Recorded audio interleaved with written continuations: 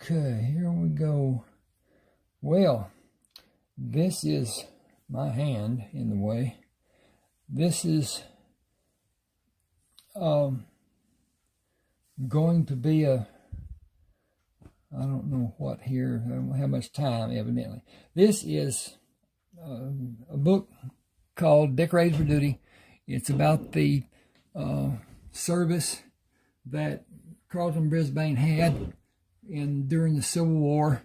His decorations and whatever are depicted here. 6 of them. He had about 28 of them, and awards and other things that he got from the time that he was on the battlefield and during the time that he was in clinics working on soldiers that were wounded and whatever. You can find this on Smashwords, smashwords.com. Go there. It will ask you to become a member by giving your see if this helps if I turn this off. Sure would help me. No. Well, I can't tell. I have to get up here and look at this thing. Yes, that's looking pretty good. Okay, hope the light keeps going. Now, go to Smashwords, sign up for a membership, give your name and email number. That's all there is to it. Email address. The book will be sent when you purchase to your email address. It will also go into your library, personal library, on your Smashwords page. If you ever lose it, you just go to Smashwords, go to your Smashwords page, download the book you've already purchased, because you did purchase it, and shouldn't have a problem with doing that. This tells me that I only have 19 minutes on this phone to record, and it will shut off. And I don't understand exactly why. Maybe it's not charged. I think it's charged. At any rate, this begins with the Civil War, just before he received his last allowed wound, because the soldiers were not allowed, after they received a certain notoriety and wound count. And he got there, and he was furloughed out. He was not discharged, because he was an officer at the time. He had worked his way up through the ranks and became an officer, and was a favorite of General Grant's. And though General Grant was a lot of things, he was an extremely powerful person, entity, whatever you want to call it, as far as the government of the United States. He was the deciding factor in the victory, if you will, that the Union had over the Confederacy. Basically, the Confederacy lost because of attrition. They had almost nothing at the end of the as he put it, great conflict.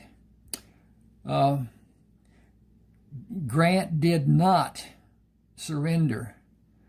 He surrendered his sword, ceremoniously and whatever. An odd thing, the Battle of Bull Run started in the backyard of a man named McLean, and he moved his family to Appomattox Courthouse, and his house was commandeered for the meeting between Grant's people and Lee's people to have the surrender of the sword. So Mr. McLean was in on the beginning and in on the end. At any rate, the first battle, from his yard down in the field and whatever, the Union soldiers attacked. That was their what they had been told to do, and that's what they did. And they were beaten back and lost a lot of men, equipment, and whatever. they ran and extremely over there, blah, blah, blah, we've been defeated, run for your life, blah, blah, blah. The Confederates did not follow them. Had they done that, there were no defenses in D.C. And the capital would have been taken, and the war would have been over. And this would be a different country. This would be a country of states. And that was what rankled the southern states, that they did not have the permissions that the King of England had given them when they set up the colonies. And it wasn't recognized by different people, the Congress for one thing, and Abraham Lincoln. Lincoln wanted the South to be motorized, mechanized like the North was. He wanted production. He wanted to build the country with the economy that production brought. Steel, all kinds of production that was done in the North that was not done in the South. The South was an agricultural society, and farms, cattle, food was what was produced, and they wanted to have the right to say yea or nay about what was done to their states when it was what the King of England had said would happen. It would be that way, and blah blah blah. At the end of the War of 1812. There's another thing, but at any rate, Carleton and 6 men.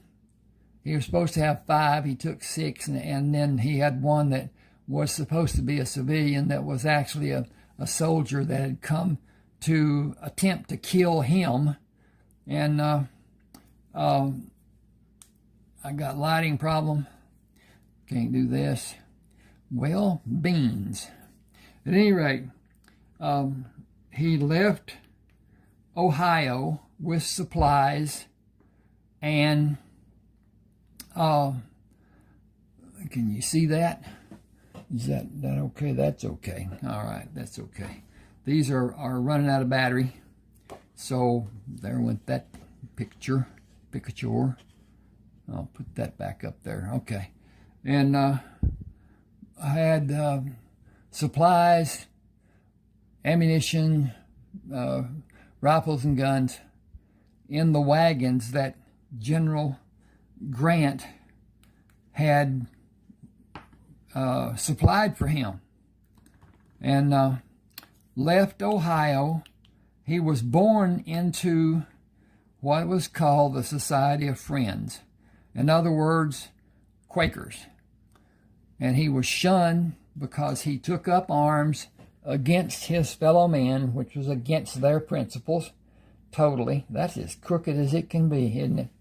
Wow. But let's just turn this just a bit and see if we can. Yeah, that's better. Okay. At any rate, he could not go home.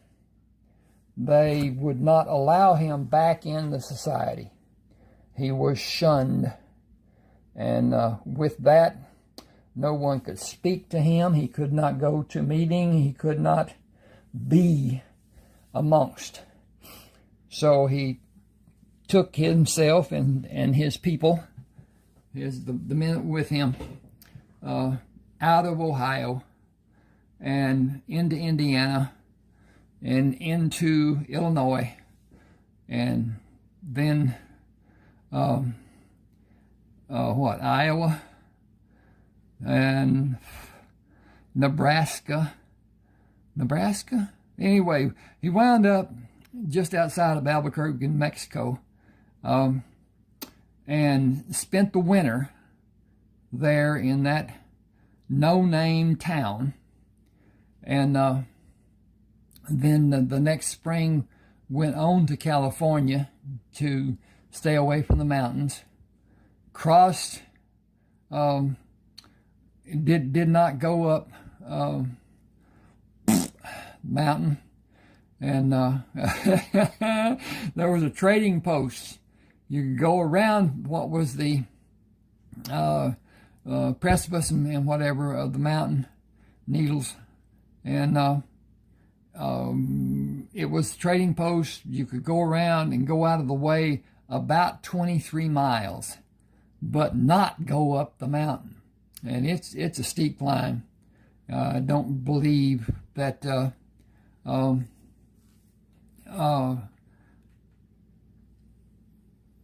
it was like it is today, or like it used to be today, whatever today represents.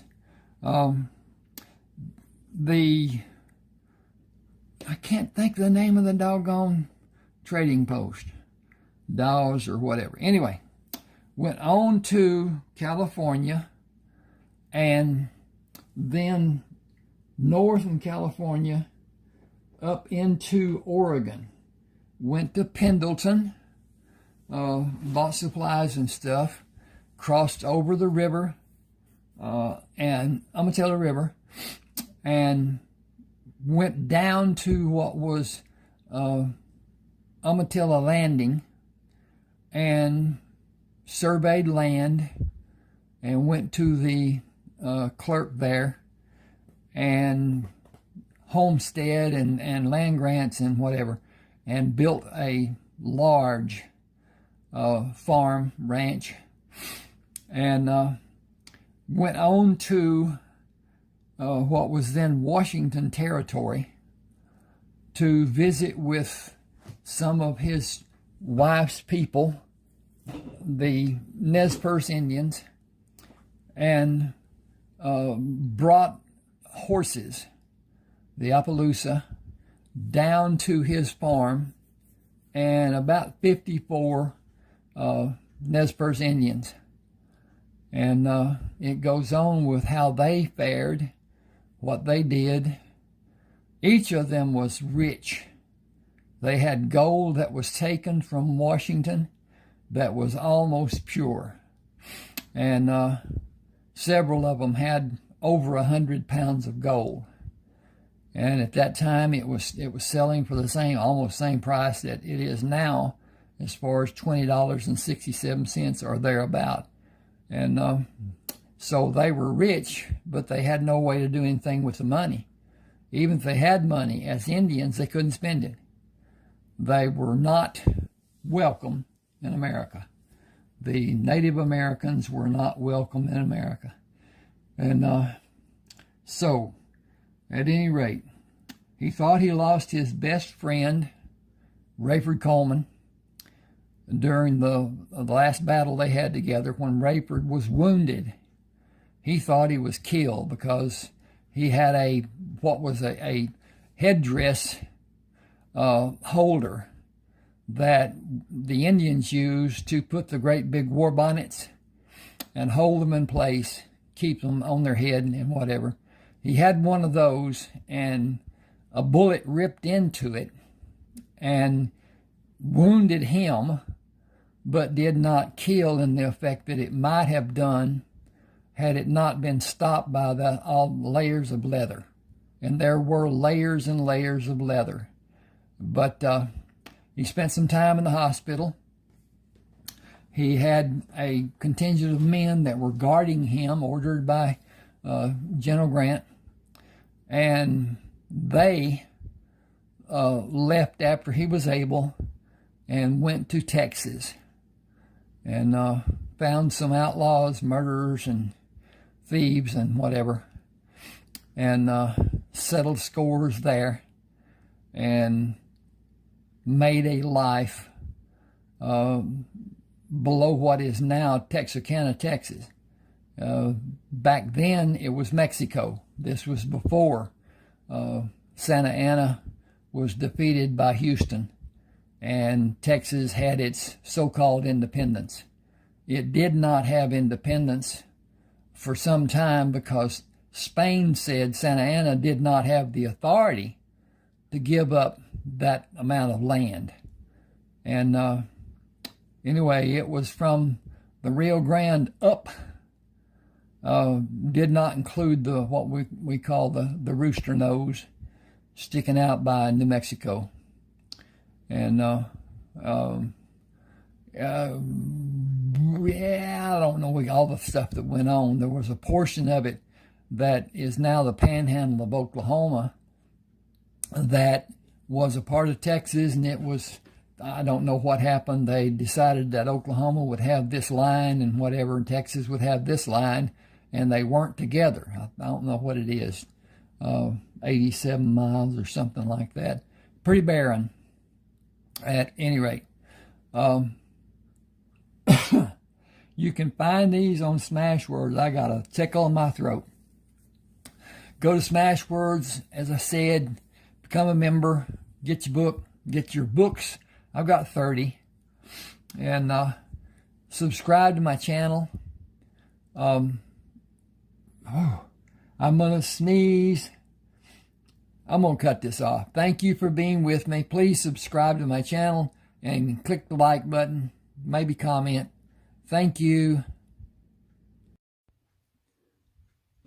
I won't be here at 6 in the morning like I've done every day the last 3 years. You don't need me now. And I got information about where I can find Herb Hollis. I'll bring him in for the reward. Bill looked up at Chris. It was reported that he murdered his mother's husband. Then he killed his mother and his own brother, his only brother. Herb is said to be rotten to the core, and people say he will kill you when you try to bring him here if he can. I wish I could help him. I can't. Nobody can. It's already done. He'll hang, and he knows it. You can help me, and I'll pay for everything you help me with, starting with 2 sets of cuffs and keys to open them. Will you give me that much? Is that all? I have almost everything I need except the cups and the... Woo! I was checking the time, except the cuffs and compass.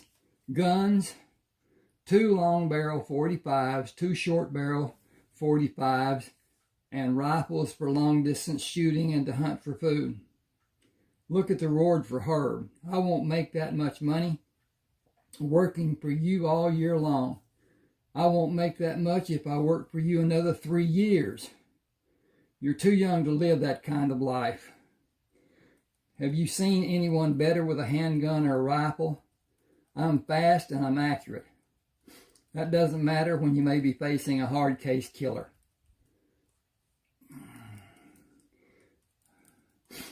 You didn't mention smart enough.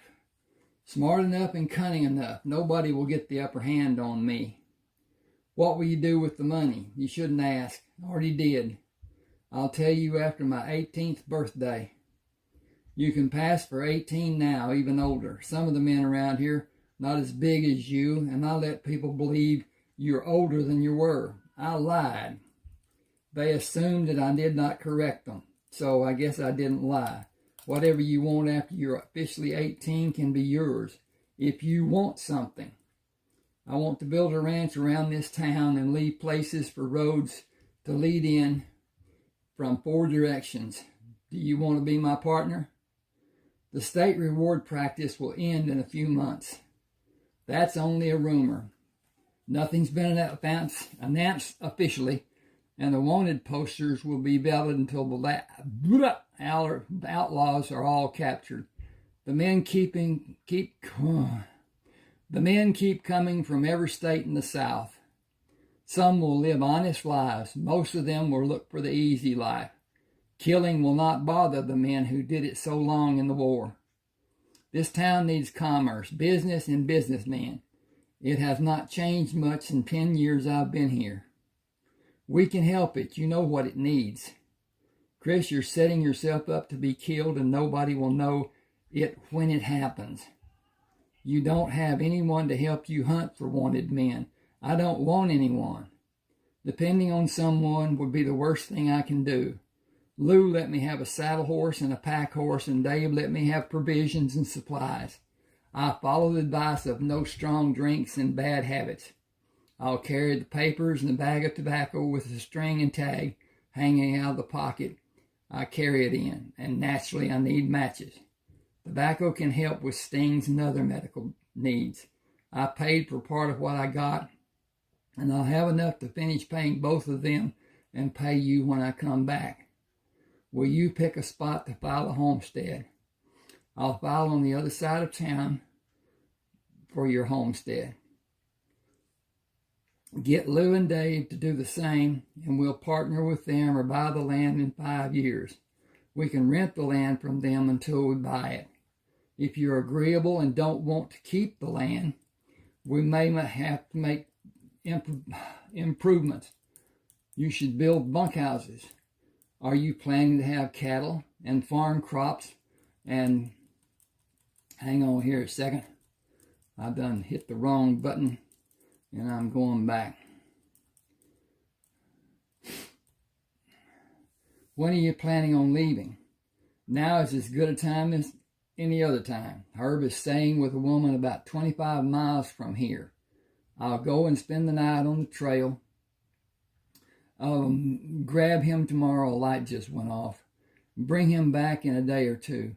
I may be able to get leads on 3 or 4 men who stay in the west side of Butker. Are you ready to leave? The horses are waiting for me. Can you let me have the cuffs and keys? You better take 3 sets. You plan on taking more men. Chris filled 2 canteens at the pump, hung them on the pommel of the saddle. I'm leaving, Lou. You know how dangerous what you'll be doing can be. Don't sleep near a fire and oil your holster every morning.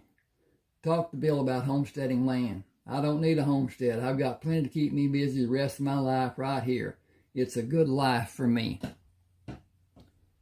Okay. Oh, I'll continue as soon as I get this to move. Okay. Talk to Bill.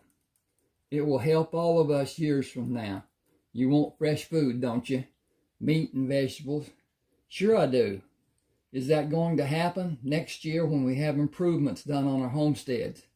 I don't have time to make those improvements. We will have them done by men who will work on the farms and ranches.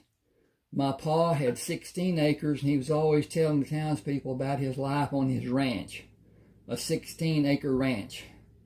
See you in a few days. Remember what I showed you about loading a pack animal? It's only common sense. You have leather repair kits. Use the kit pads and protect your fingers and eat regular meals. Your body needs regular nourishment. I'll do that when I can.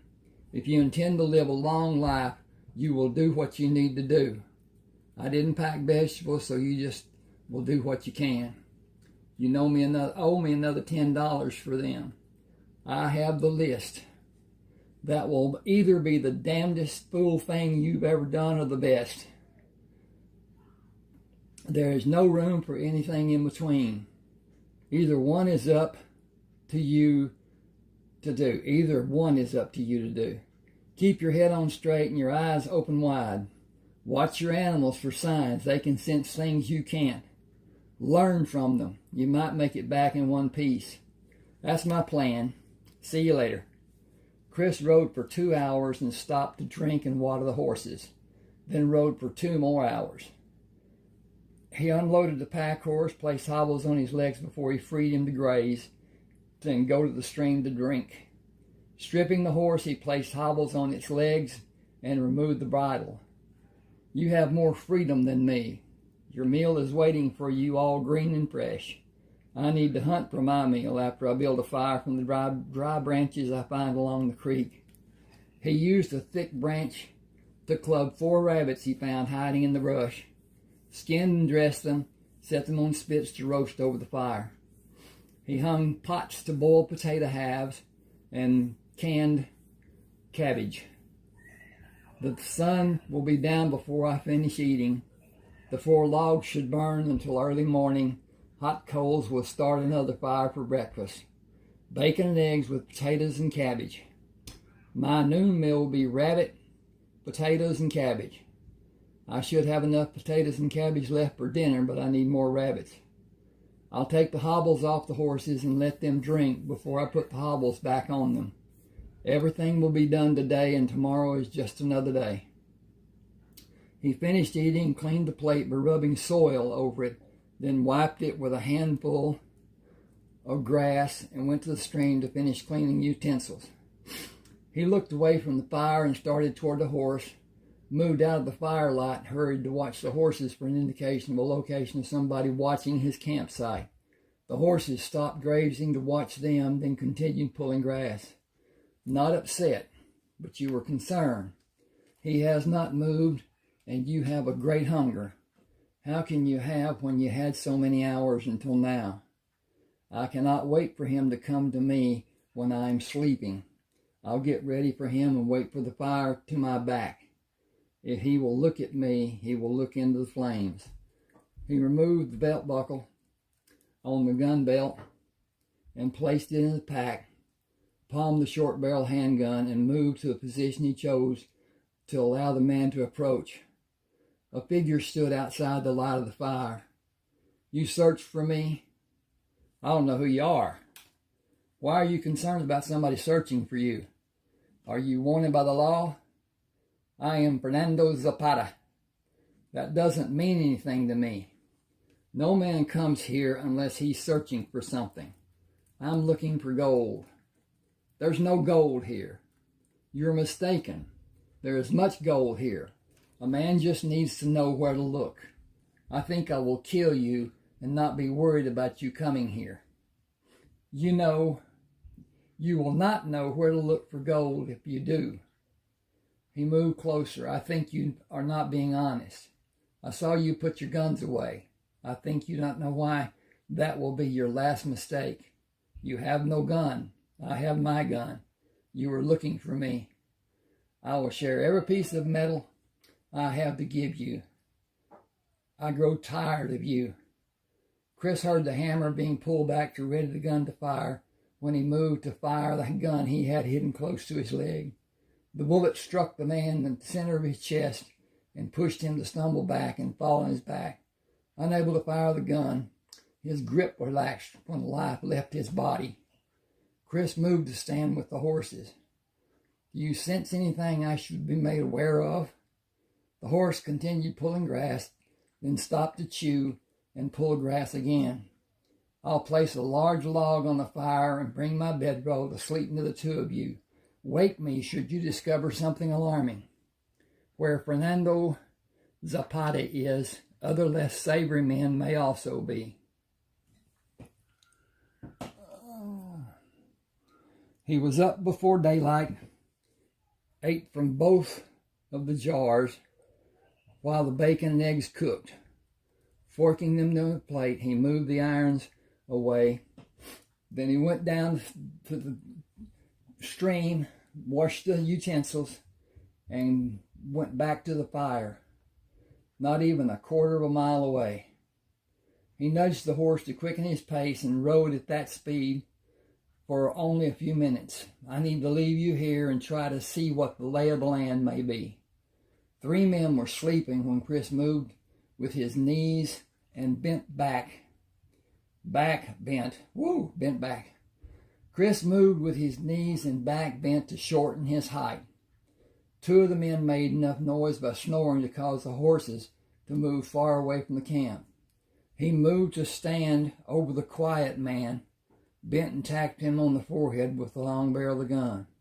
He held his finger over his mouth and motioned for the man to give him the gun he had near his head on the ground sheet. He motioned the man to take the handguns from the other men. Walk backward to me and sit on your bedroll. Tell the other man to wake and stay still. I will shoot the man who acts like he will try to do something, then the other man, and finally I will shoot you. Wake them and tell them, Fernando Zapata will not help you ever again. Juan, Tomas, do not move or all of us will die. Do not move. Do nothing. Fernando is dead. I did not know when he left, but this man called his name. I believe him. Chris held the handcuffs for the men to take. Slow, slow, slow.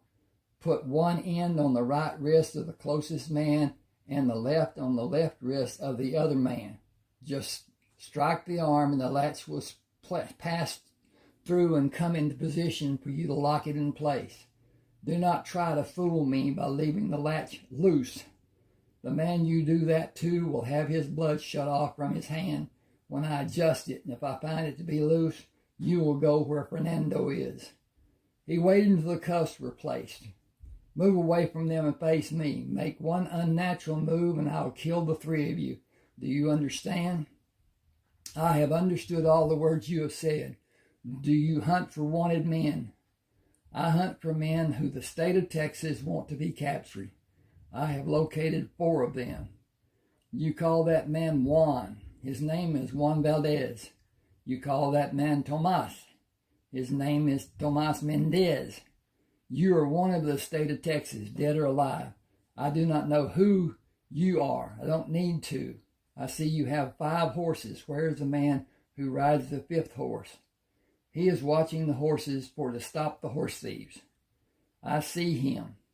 He is sleeping with his head on the saddle, and he is not with the horses. Go toward him, Juan. Tomas, stand up and follow him. Make a noise, and all 4 of you will die. Him first. The sleeping man will die last. You will not be able to warn him. I do not want to warn him. You see what he is doing? He should have warned us about you. Get him awake and have him bring the horses to the saddle, all 5 of them. Fernando was about to shoot me thinking I was unarmed. He was wrong. Don't any of you make the same mistake Fernando made. He is dead because he forced it to happen by coming for me. What hope do you think you might have if you try to do something to escape? My only method will be to shoot to kill. I don't see how any of you are better than Fernando. Every one of you would shoot me in the back if you could. Okay. This is a fictional work that I did, Ronald Walker. It is a story about a woman who is in an abusive relationship back in the 40s. Back then, domestic violence was left alone. It was considered to be between a family, and nothing was done. As long as he didn't kill her, everything was great. And things happened. I saw it in my life. But anyway. This is how she lived her life, how she tolerated the abuse. She had help from her sister and brother-in-law, but even then, the courts would not allow anything to be done by family. They couldn't kill him, but there were times and whatever.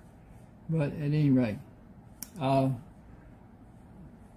don't want to get into a lot of telling you what the story is about because of it being like it is. I'm a lot better at writing a book than I am about telling about it. But at any rate, she goes to a doctor about abuse, and he tells her that he will not see her again. He's a friend of her sister's. They went to school together, and he tells her that she's in a dangerous situation. If it escalates any farther than it already has, because she's had broken fingers, she's had a broken bone in her arm, her nose has been smashed 3 different times, and so anyway, he gives her some medication to take for the pain. Sets her nose, gets it looking like she's a full-time wrestler or something, and excuse me, she takes the bottle home, and knowing that if he finds the bottle, he'll throw it. So she takes an empty aspirin bottle and put the medication in it. And he comes in, he's been drinking, he got fired, and he'll get separation pay, and that's it. He will not get, he'll get his last paycheck and then separation pay, and then he's done. And it's a corporate level job. He's not going to get anything from the benefits of being unemployed. And he is upset, and he is drinking heavily. He goes in and finds her in the hallway and knocks her down, kicks her several times.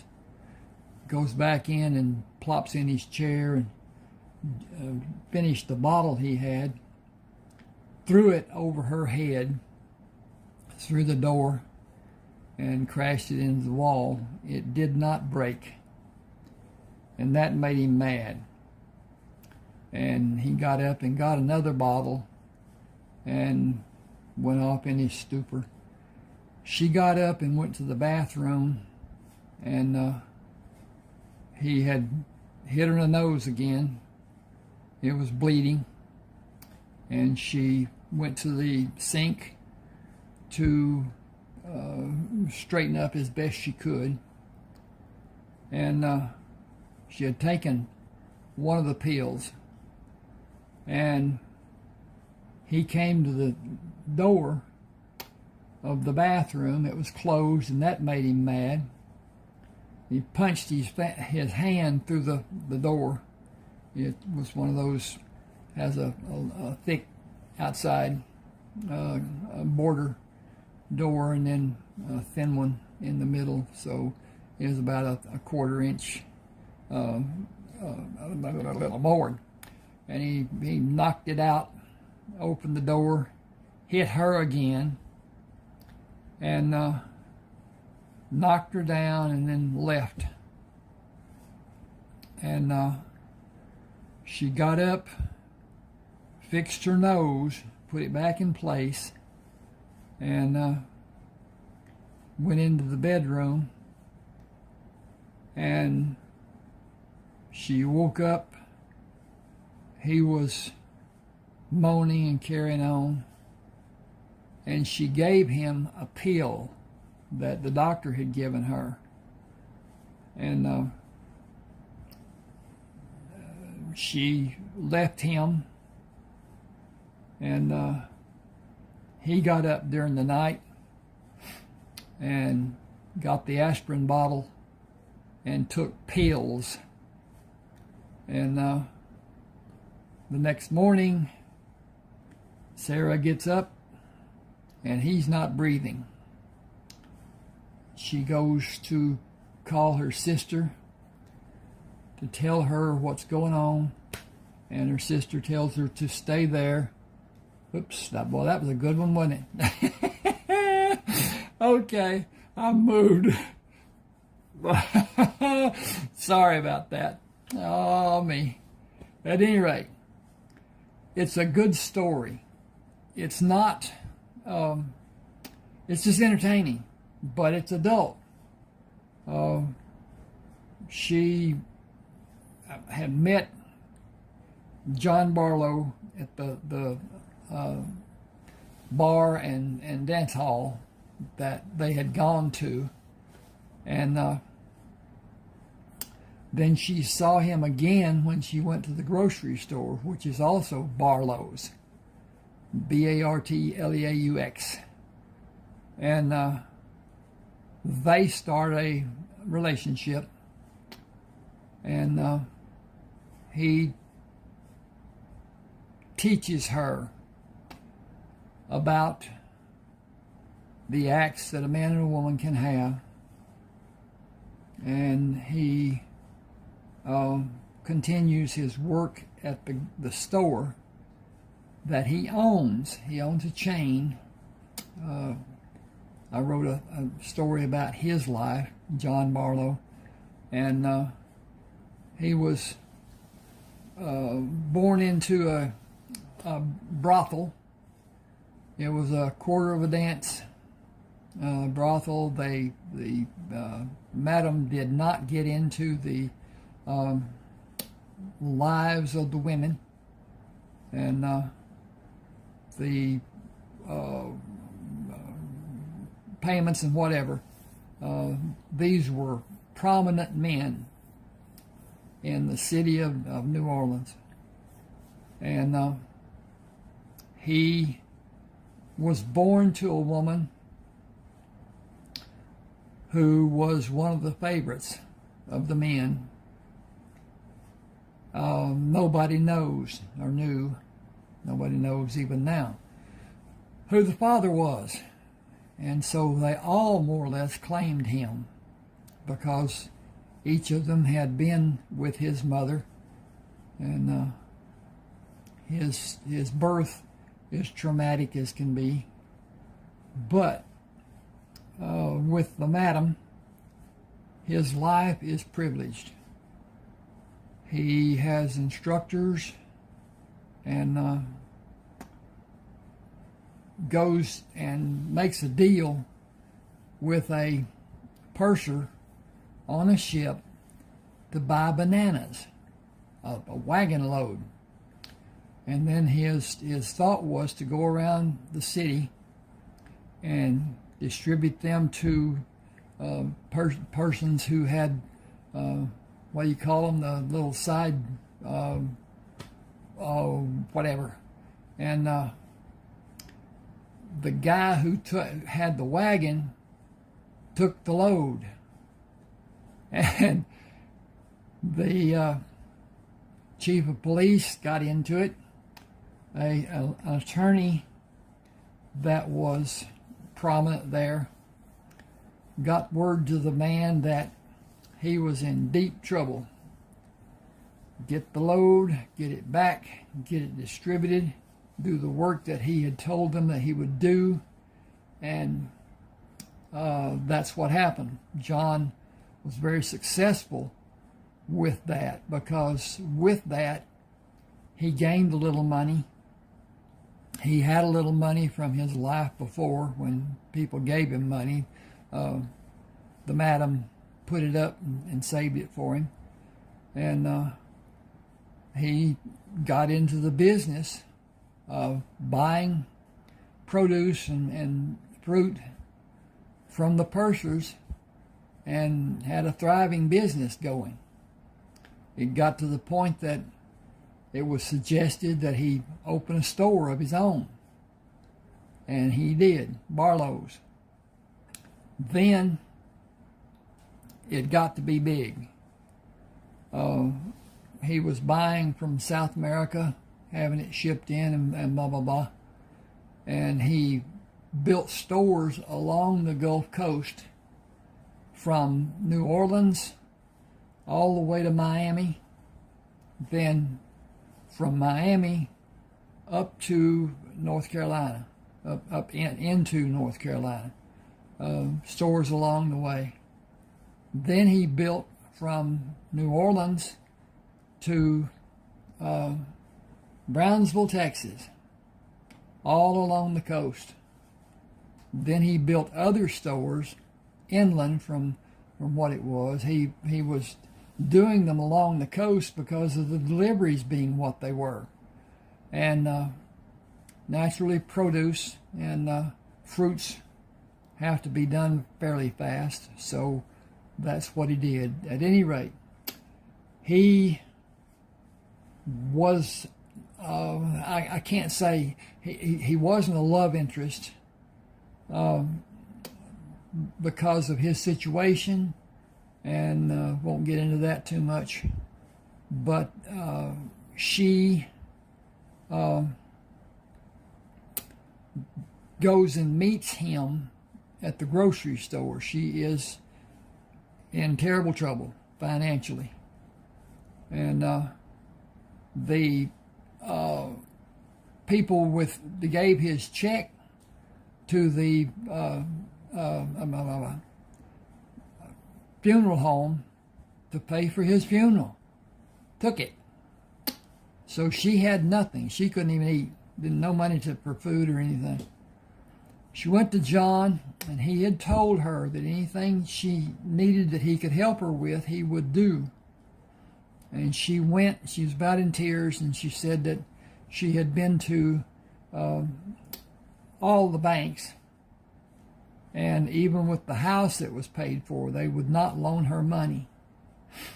He made a phone call, told the guy who he was, the bank manager, and told him that she needed the loan. And he hung up and said, go and meet the bank manager at this bank. And she got a loan, and she started a mail order business. Then a woman who is also in an abusive relationship goes to work for her, and she needs help. Sarah helps her, and it's a lengthy process. The man was worse than what Sarah's husband had been, and that's hard to say, hard to do, hard to whatever. At any rate,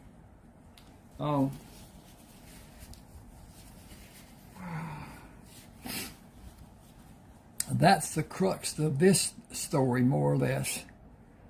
And I've got a second part that is Lovers, Lies, and Lilies, part 2. And then a third that really isn't the same. It's another story. I'll get into that later. Okay, this is going on length-wise and whatever, and I'm rambling, and it's that I don't want to tell more about the story than to give away what the plot actually is and how it works out, whatever. It's just an enjoyable read. It's not a Pulitzer Prize winner. I've never tried to do that. I've tried to write stories that I like to read and hope that other people like to read them. I'm not a writer in the sense that probably the greats were. They sat down and fleshed out what they were going to do and blah, blah, blah, and I don't. I sit at a computer with an idea, and I work at it, and I write. And with that, it's not planned. I guess that's the best way I can say it. I write the way I like to write. I write what I want to write. And some guy once told me that I write like I talk. So I thought, well, hell, I'll just have people talk, and then we won't have any problem with my talking. At any rate, a lot of my books are I won't say monologue. Oh, they are people talking. And so it's not a matter of my telling what the splashing of the water was on the side and what color the limbs were and the leaves and all the other stuff. I don't like that. I want the nuts and the bolts of it. Yes, what color the car was, what it was, how it was built, and all that, but not to have the color of the tires. You know, back in the 40s, all they had was black walls. And then in the late 40s, the white wall came out. And it wasn't long before there were all kinds of different colored tires that people wanted or didn't want or whatever. The rims changed from plain old black to chrome, and then got even more involved in whatever. At any rate, thank you for being with me. Please subscribe to my channel. These books, all my books, I've got 30 now, writing the 31st one even now. They can be purchased from Smashwords. That's my favorite. I had published with Smashwords years ago, and Smashwords recently sold to Draft Digital, D2D, and Smashwords is now just a storefront. You can go on there, look me up, Ronald Walker, Lovers, Lies, and Lilies, or one of the other Westerns, or mystery, or whatever, and let me know what you like, what you want to read. I may not have a lot of time left, but I get a couple of books done for a kick over. At any rate, thank you for being with me. Ronald Walker, Lovers, Lies, and Lilies, Smashwords, and comment, hit the like button. Please subscribe. My channel is growing. I hope to be monetized before too much longer, but that will help a lot, and then it'll grow a lot more than what it was before. But at any rate, thank you, and hope you enjoy. Let me know.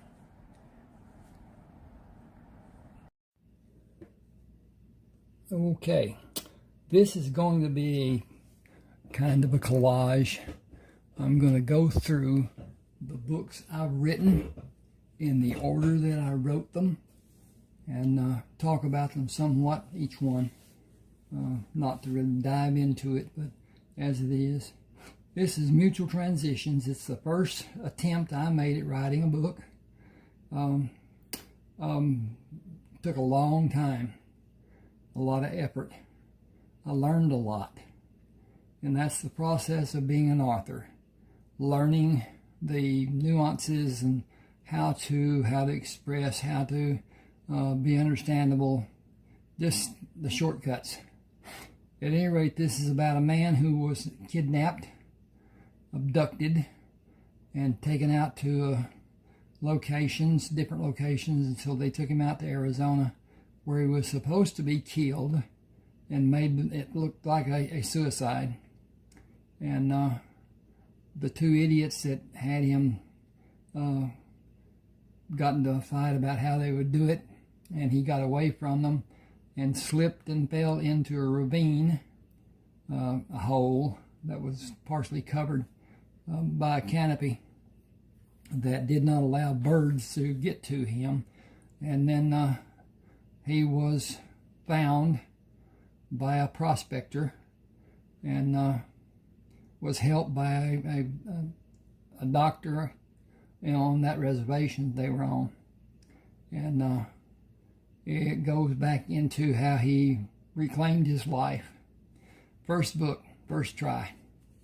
Then I talked to a man in Washington, I was in Montana at the time, about publishing my book, which I did not know was not a feasible act at the time. And he asked if it had sex in it, and I said no.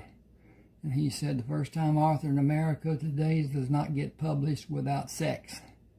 So I wrote Lovers, Lies, and Lilies, and it is adult entertainment. It is. I hate it when he picked her up, carried her up the steps, took his left foot and closed the door. What'd they do? What? So anyway, I wrote Lovers, Lies, and Lilies Part 1.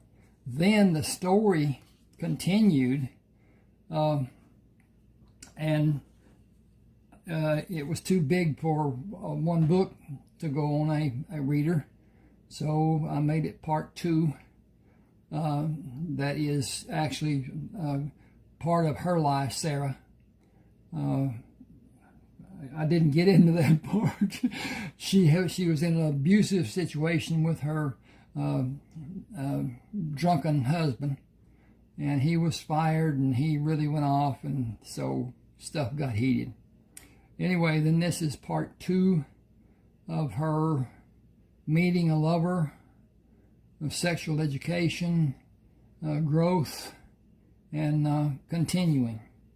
Then as an afterthought came Emily's story.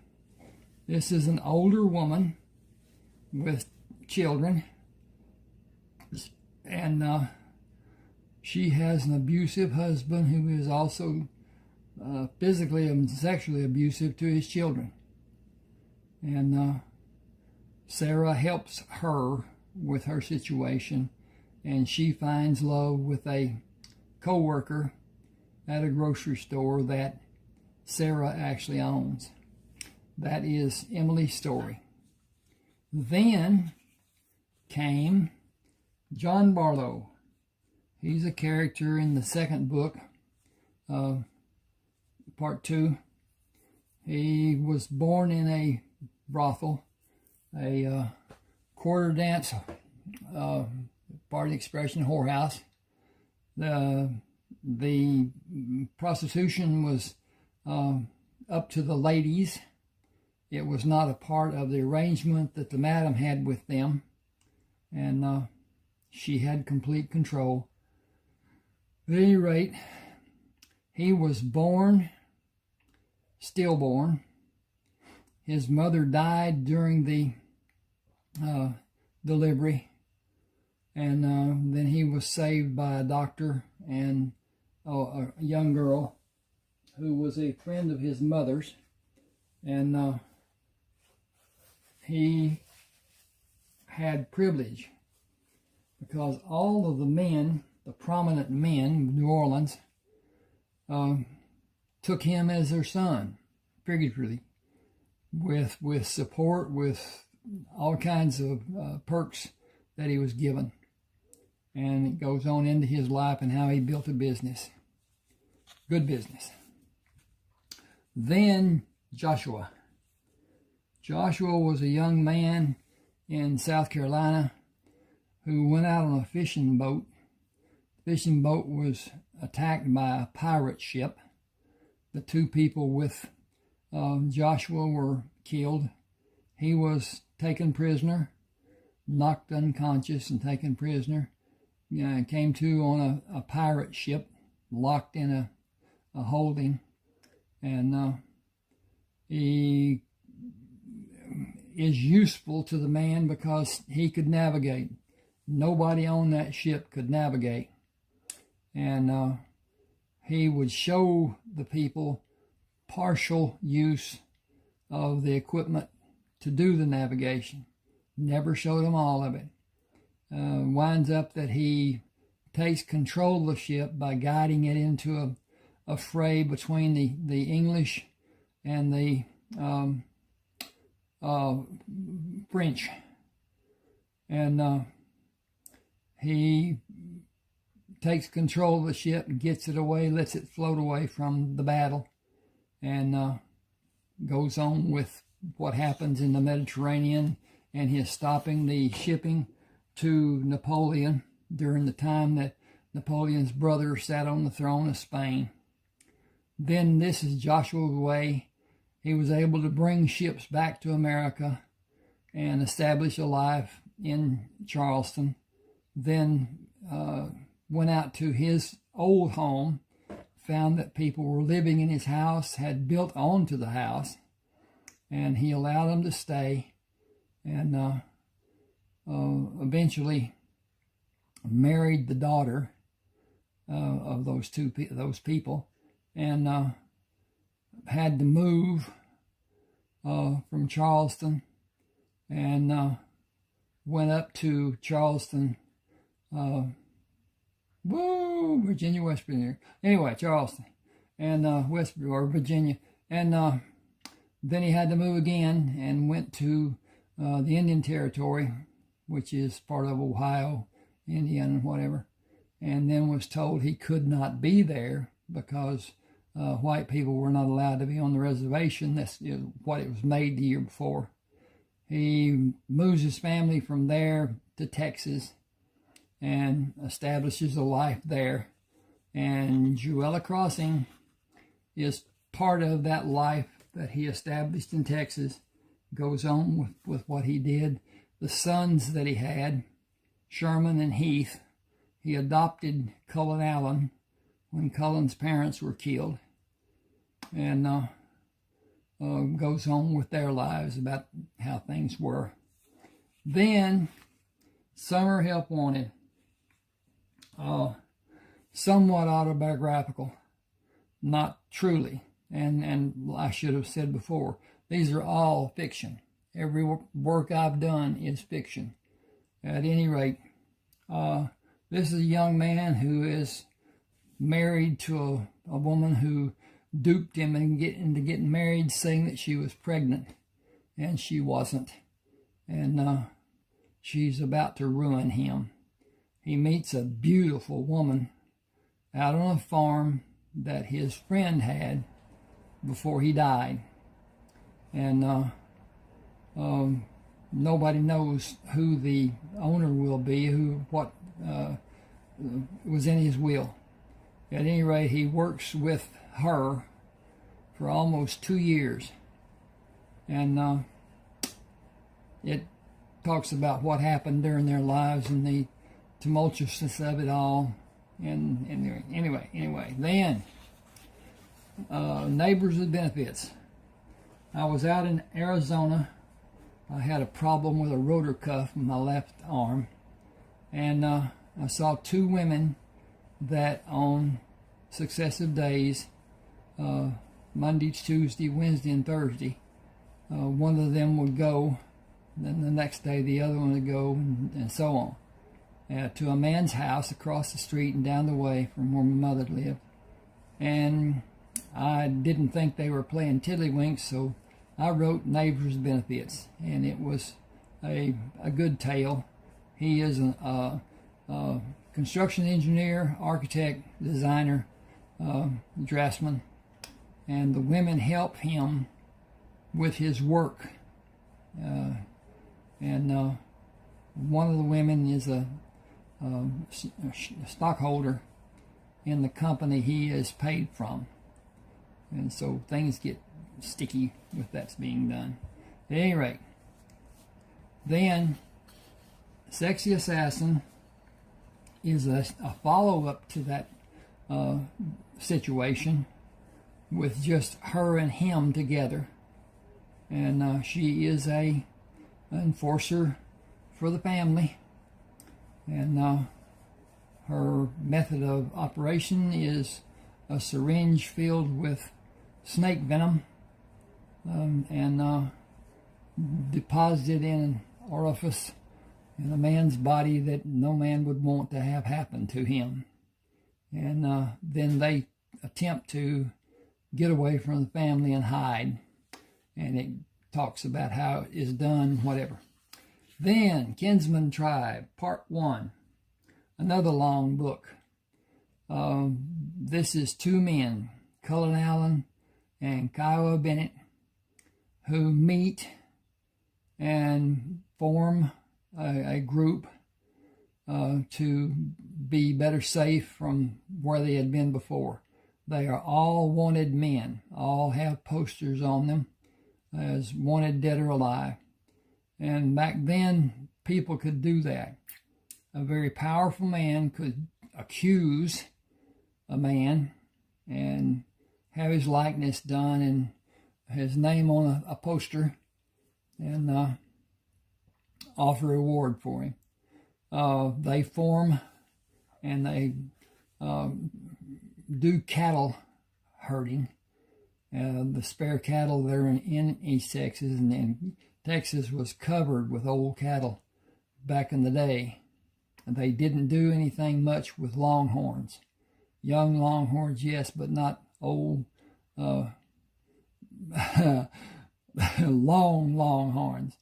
At any rate, then it goes into their lives, and they make a trip across northern Mexico to get into California, to circumvent the mountains and the deserts and whatever. They took hay and 2 wagons to feed the livestock, and had water and picked up water along the way, and got into California, and then went to the place that they were supposed to meet, Sherman and Heath. And after they met, goes on with their life and what they did. Then, Buzzard Shields. His name was Morticius Alejandro Shields. His mother wanted him to have more, and so she named him with initials that were Mas. Mas in Spanish is more. Suppose, anyway, I won't go on that. Starts off with him as a young life, a school child, and it showcases his abilities that his father taught him, dance moves and whatever, and stick fighting. In the service, it's called pugil sticks, but in his case, it's not padded on the ends like those pugil sticks are. But at any rate, he works as a carpenter later in his life, and his father died. He got to be lead man for a fixture building company that built fixtures for grocery stores to showcase the food.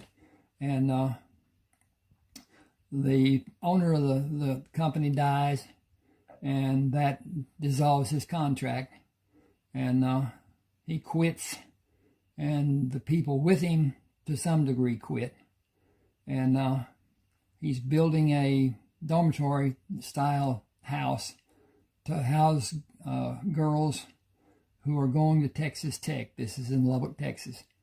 And then he joins the Army Corps of Engineers, working on building barracks at a fort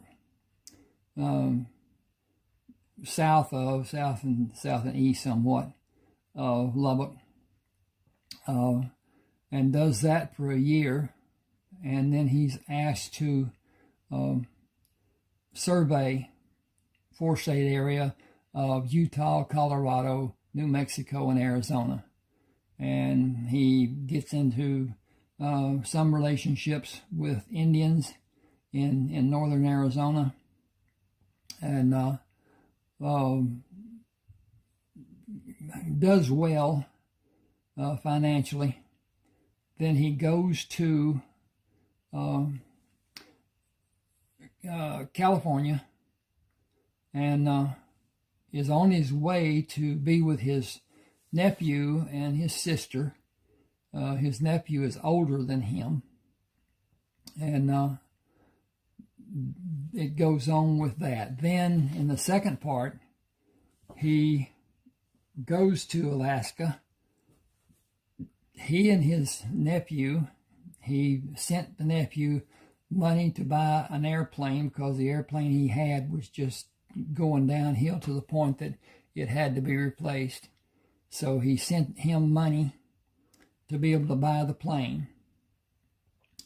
His nephew was mining gold by himself, which is not a safe thing to do or a wise thing to do or whatever.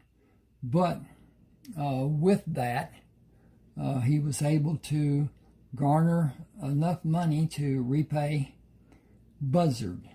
Buzzard was a name that Alejandro took when a man he worked for in the House of Time, a watch repairing service, clocks too, but anyway,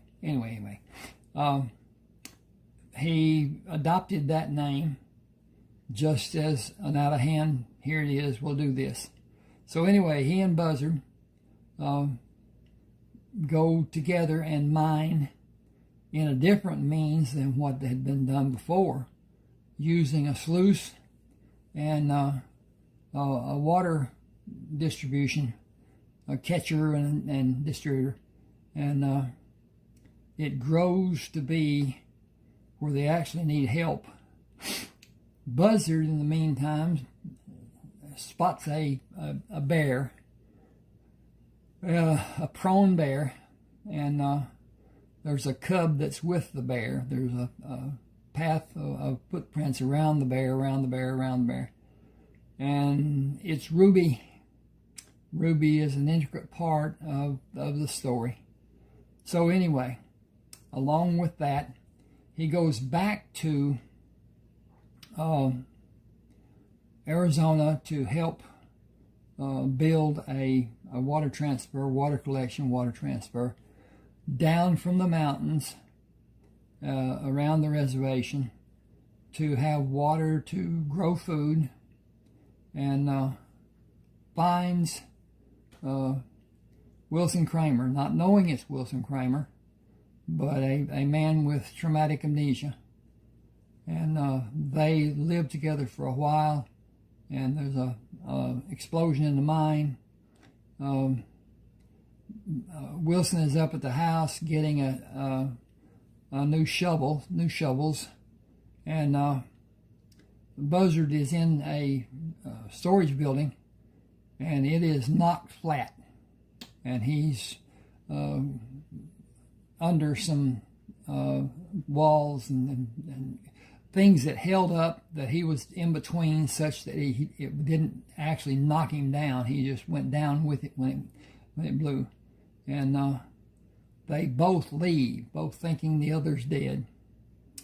And then that goes on with what happened, how it happened, and he goes back to Alaska.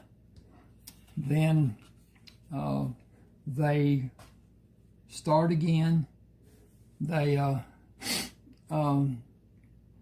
some help that finally turns into three brothers helping them, and they mine a lot of gold, millions of dollars worth, and they become two of the richest men in America, he and his nephew, and goes on with what they did with their stuff.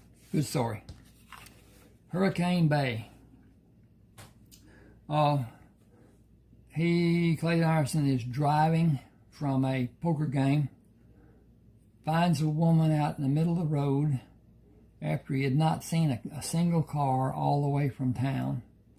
He lives on Hurricane Bay and has a draftsman company, and she helps to some degree. She's the richest person in Orange County, but he doesn't know who she is. He's anyway, it goes on. About his dog Butch and the people that come to help him with the business. This is it's not really a follow-up. It's another story, different story totally. It's about a drug war-related crimes and stuff. He's still, I didn't get into why he was made chief of police, but he was by his friend, a judge. And this is a continuation of that story to a degree, and what was happening, drug problems and whatever. Good story. Rodeo Radiance. He is qualified, he has money, he has equipment, truck trailers, and horses, extremely good horses. And he wants to be a rodeo star. Has wanted to be his whole life. Owns oil wells. Not that he wanted them, it was what had to be done to save the farm in the earlier days. He regretted doing it, but still, that's what happened. And it goes on with his life and love life and sordid affairs. And the same is true in Rodeo Reunion. He meets an old friend of his mentors and partners with the man's son in the roping events, bulldogging, and steer wrestling is what they call it now. And they perfect a technique for team roping by the talent that the son of the friend of the mentor has, and how they develop and what they do, and it's a good story. Ooh, Rayford Coleman, Civil War veteran. It begins at the end of the war for Rayford because of his being shot so many times. And he had a head wound, and goes into his recuperation and travel back to his home in Texas, northeast Texas, and is about his life and what he did. And he captured wanted criminals and retrieved objects that were buried and got rich doing it. Then the second part is his life after that was done, and what his domestic life was with 4 different partners. In case you're wondering, this is Jim Bridger, a renowned woodsman, frontiersman, and whatever. But at any rate, this goes into Rayford Coleman's life, his building of the empire that came into being. This is Decorated for Duty, which is about Carlton Brisbane, who is a compadre, friend, whatever, of Rayford Coleman. Rayford taught him how to fight without being a target, and it was looked on as a very ungentlemanly, unchivalrously action, and it was a degree of chastisement every time they did it. He was taken out of the ranks and put into clinics, and the doctors didn't like what they did, and so he was put back in the ranks. That went on for a long time until he also received too many wounds.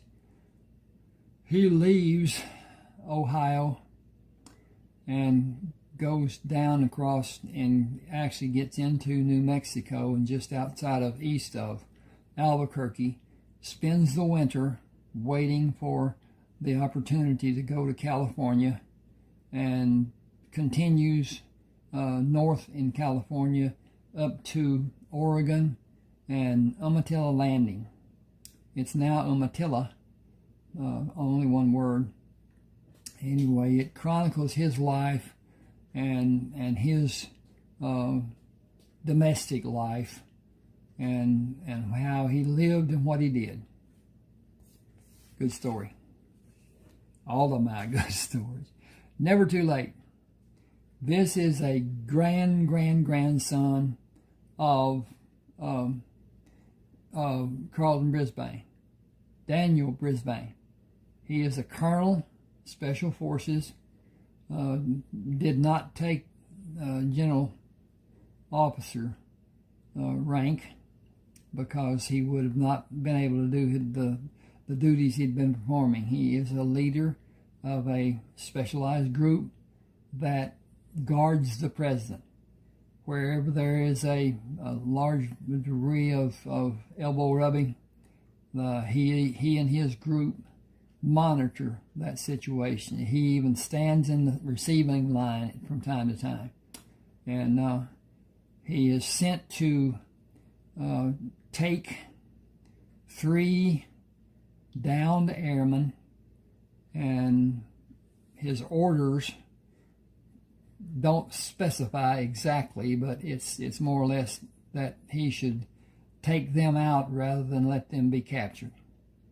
And he finds out from talking to them what the problem was and how it was caused, and gets into some stuff. Then it goes on with his helping the president and what he does and so forth. It's a good story.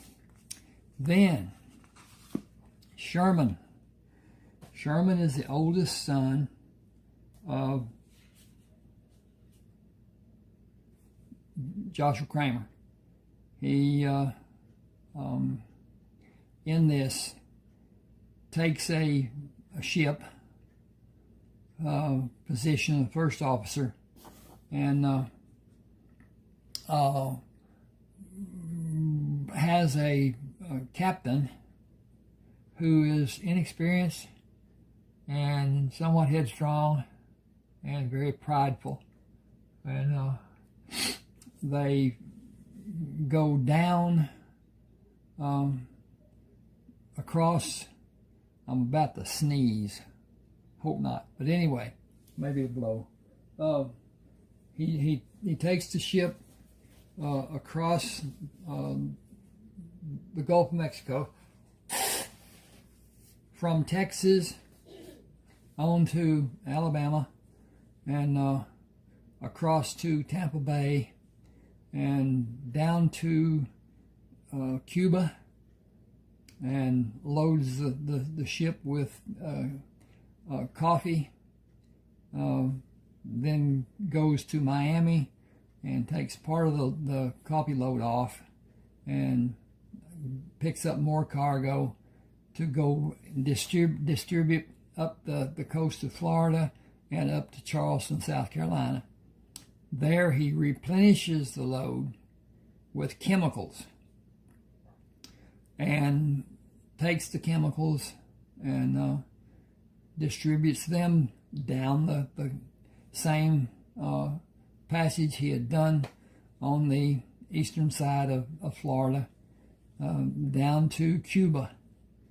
Picks up another load of coffee all over that ship.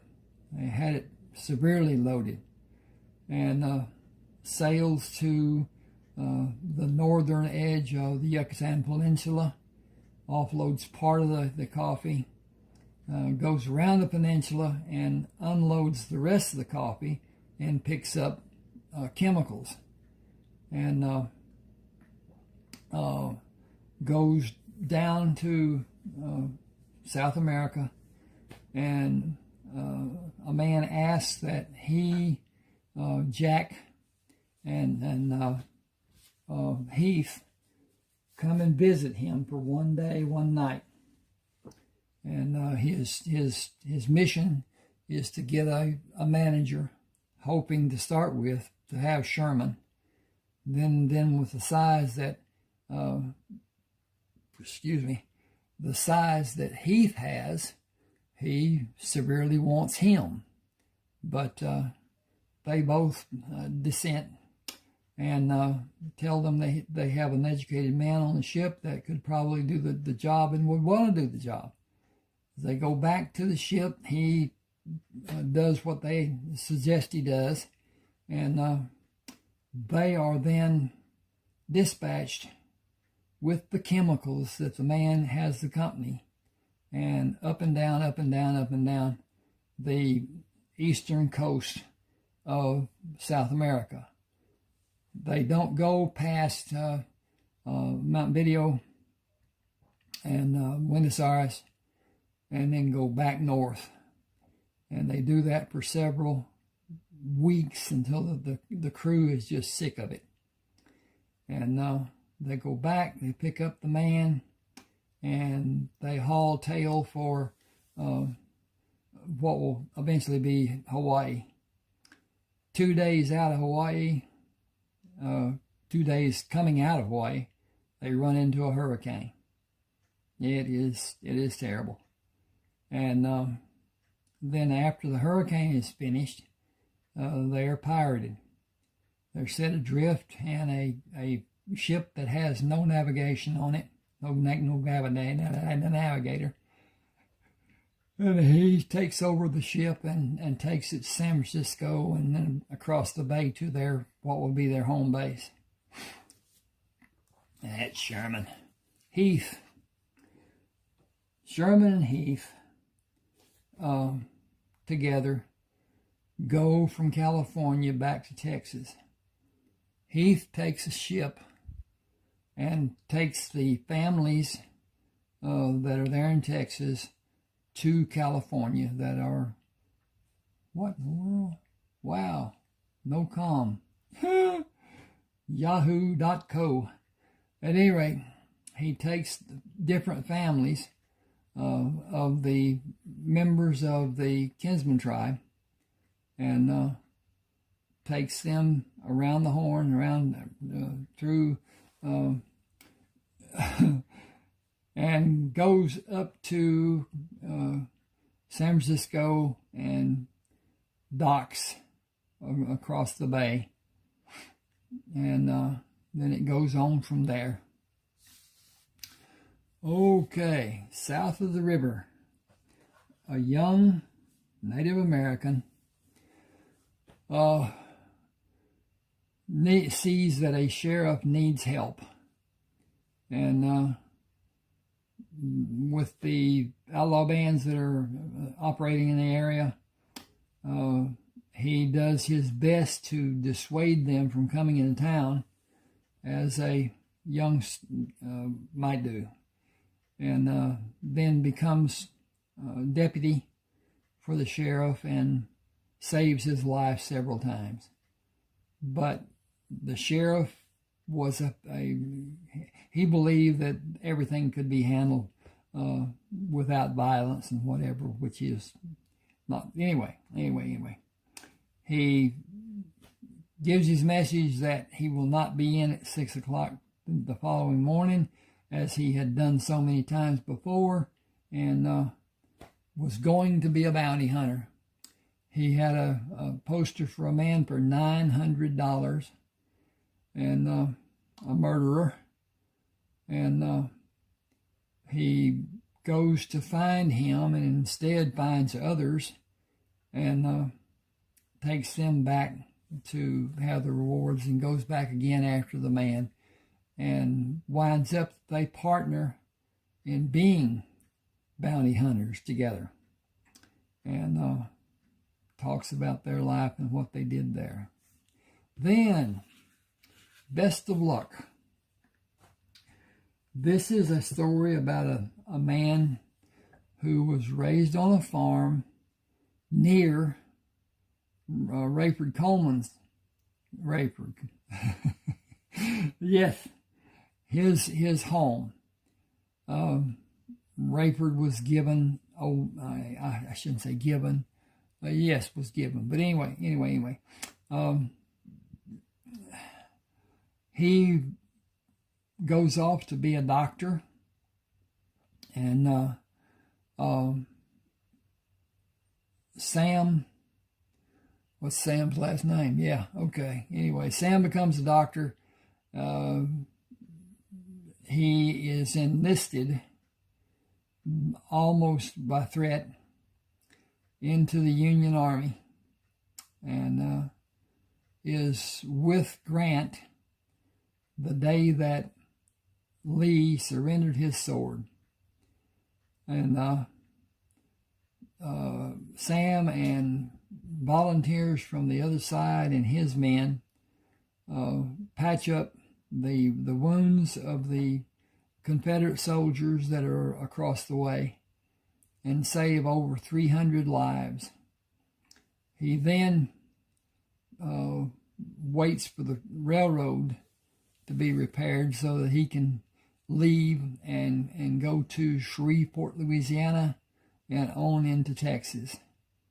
And when he gets home, he finds that his place is fenced.